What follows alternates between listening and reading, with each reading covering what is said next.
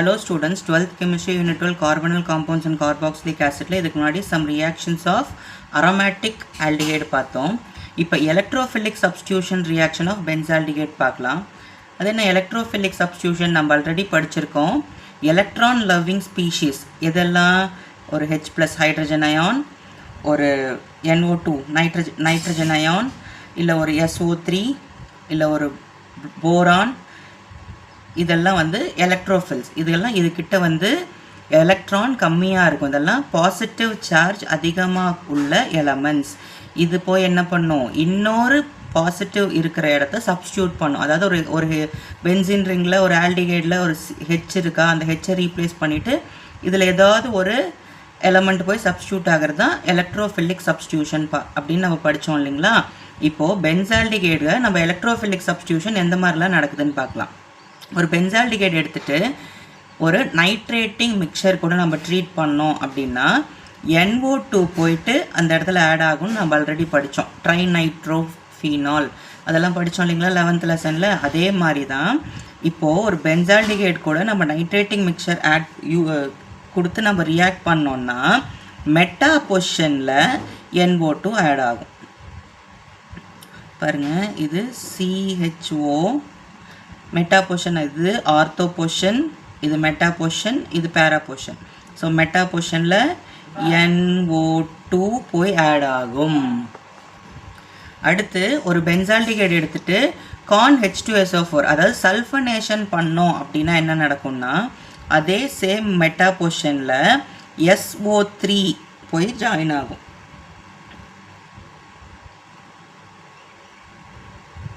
CHO இது benzaldehyde.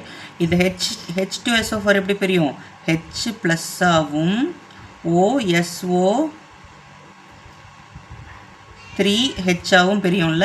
இதில் இந்த SO3H போயிட்டு இந்த மெட்டா பொசிஷனில் ஜாயின் ஆகும். புரியுதுங்களா? SO3H போய் ஜாயின் ஆகும். இதுக்கு பேர் இதுதான் ஆசிட், இது சப்ஸ்டியூஷன். ஸோ பாருங்க, மெட்டா பொசிஷனில் பென்சால்டிகைட்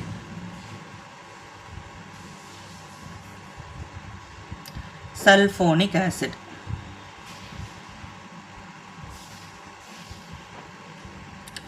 இதுக்கு பேர் பாருங்க, மெட்டா பொசிஷனில் நைட்ரோ இருக்கிறதுனால நைட்ரோ பென்சால்டிகைட்.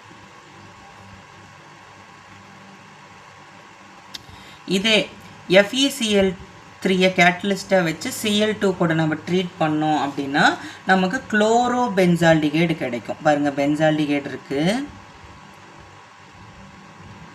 இங்கே CHO பென்சால்டிகைடு இருக்குது. இந்த Cl2ல் இந்த மெட்டா பொசிஷனில் இருக்கக்கூடிய ஒரு ஹெச்சை ஒரு Cl எடுத்துக்கிட்டு HCl வெளியில் போயிடும். மீதி இருக்கக்கூடிய Cl இங்கே ஜாயின் ஆகிக்கும். இதுக்கு பேர் மெட்டா குளோரோ பென்சால்டிகைட்.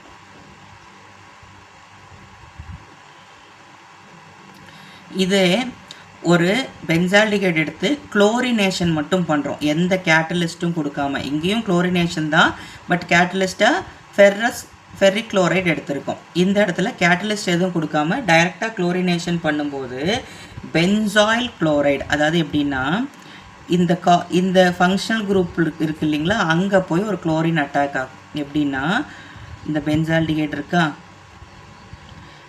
இந்த பென்சால்டிகைடில் இந்த இருக்கிற ஒரு ஹெச்சை இங்கே இருக்கக்கூடிய ஒரு Cl எடுத்துகிட்டு HCl வெளியில் போயிடும். மீதி இருக்கிற இந்த COCl கூட இன்னொரு Cl கூட ஜாயின் ஆகும். அப்போ C++OCl, இதுக்கு பேர் பென்சாயில் குளோரைடு.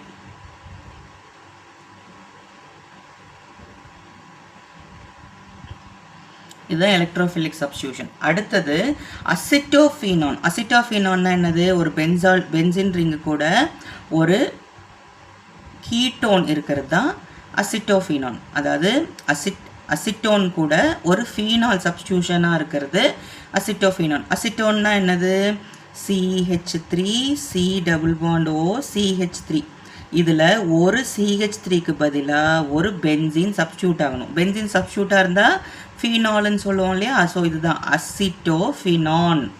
ஓகேங்களா? இந்த அசிட்டோஃபினானை நம்ம நைட்ரேட்டிங் மிக்சர் கூட ட்ரீட் பண்ணோம் அப்படின்னா நமக்கு என்ன கிடைக்கும்? M nitro acetophenone. இதே மெட்டா பொசிஷனில் NO2 போய் ஜாயின் ஆகும். பாருங்க, அசிட்டோஃபினான் இருக்கு, COCH3. இதோட மெட்டா பொசிஷனில் NO2 போய் ஜாயின் ஆகும். அதாவது இந்த நைட்ரேஷன் எப்படி நடக்கும்? HNO3 எப்படி பிரியும்? H+ ஆகவும் ONO2 மைனஸாகவும் பிரியும். அப்போ இங்கே இருக்கக்கூடிய ஒரு H, இந்த ஒரு Hம் இந்த ஒரு ஓவையும் எடுத்துகிட்டு H2O வெளியில் போயிடும். புரியுதுங்களா? அப்போது மீதி இருக்கிற இந்த NO2 போய் இந்த இடத்துல ஜாயின் ஆகிக்கும். இதுக்கு பேர் மெட்டா நைட்ரோ அசிட்டோஃபினான். ஓகேங்களா? இதுதான் எலக்ட்ரோஃபிலிக் சப்ஸ்டியூஷன் ரியாக்ஷன். தேங்க்யூ.